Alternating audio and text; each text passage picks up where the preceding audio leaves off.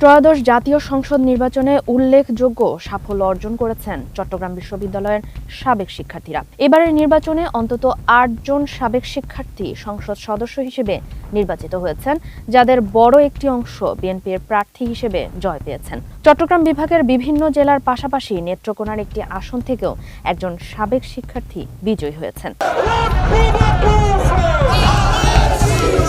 চট্টগ্রাম ৪ আসনে ধানের শীষ প্রতীকে ১,৪২,০০০-এর বেশি ভোট পেয়ে জয় পান চট্টগ্রাম বিশ্ববিদ্যালয়ের সাবেক শিক্ষার্থী লায়ন মোহাম্মদ আসলাম চৌধুরী। তবে আপিল বিভাগে মামলা চলমান থাকায় ওই আসনের ফলাফল আপাতত স্থগিত রয়েছে। খাগড়াছড়ি আসনে বিজয়ী হয়েছেন চট্টগ্রাম বিশ্ববিদ্যালয়ের শাখা ছাত্রদলের সাবেক সভাপতি ও বিএনপি মনোনীত প্রার্থী ওয়াদুদ ভূঁইয়া।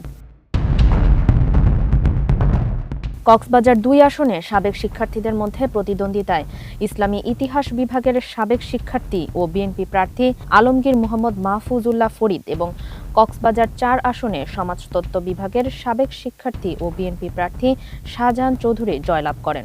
ফেনী ২ আসনেও দুই প্রতিদ্বন্দ্বী ছিলেন একই বিশ্ববিদ্যালয়ের সাবেক শিক্ষার্থী। এছাড়া লক্ষ্মীপুর ১ আসনে শাহাদাত হোসেন সেলিম এবং লক্ষ্মীপুর ৪ আসনে দর্শন বিভাগের সাবেক শিক্ষার্থী এবিএম আশরাফ উদ্দিন নিজাম সংসদ সদস্য হিসেবে নির্বাচিত হয়েছেন। তারা উভয়ই চবির সাবেক শিক্ষার্থী ও বিএনপি প্রার্থী।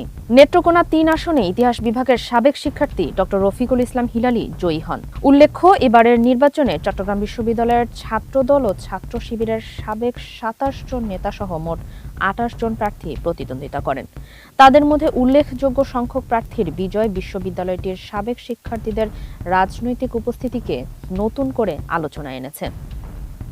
ফারিহা আহমেদ, মানবকণ্ঠ।